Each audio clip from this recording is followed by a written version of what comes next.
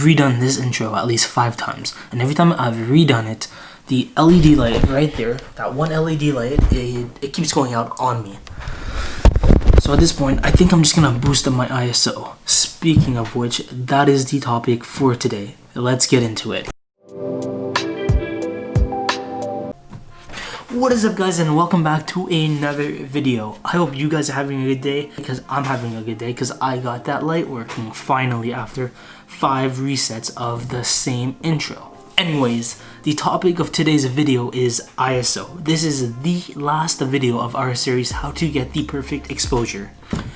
But before we get into this video, make sure to check out the other 2 videos on aperture and shutter speed before watching this one. Without further ado, let's get into it. ISO is the easiest one to remember. All it is, it's the camera setting on your camera that will make you be able to add light or take away light. So in other words, it's basically just fake light. So just like shutter speed and aperture, there is side effects to upping your ISO. And the side effect is something that some people might like and some people might not like.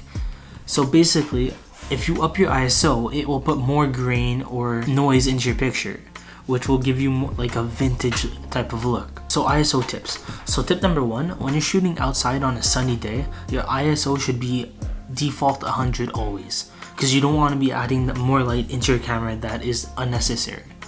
When it's a cloudy day, you're gonna want to put it at 200 around. Tip number 2, if you're shooting inside, you're gonna want your ISO to be at like 600 to 800 around if you have natural light coming in.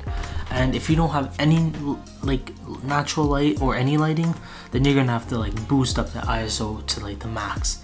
And if you do that, you'll get lots of grain and the picture won't come out nice.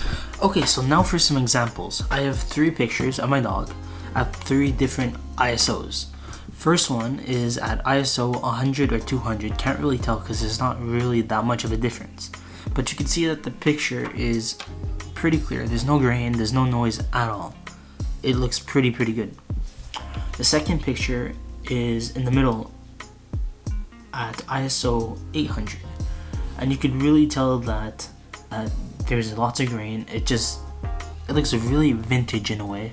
The last picture, I put it at the highest ISO my camera could go at, which is 25,600 ISO. And you can see that the whole picture is grainy.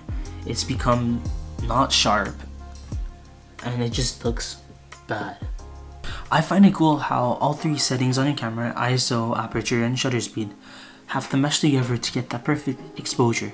It's like a puzzle that you have to perfectly fix or like precisely fix to get that perfect exposure, or else you'll get an underexposed picture or an overexposed picture.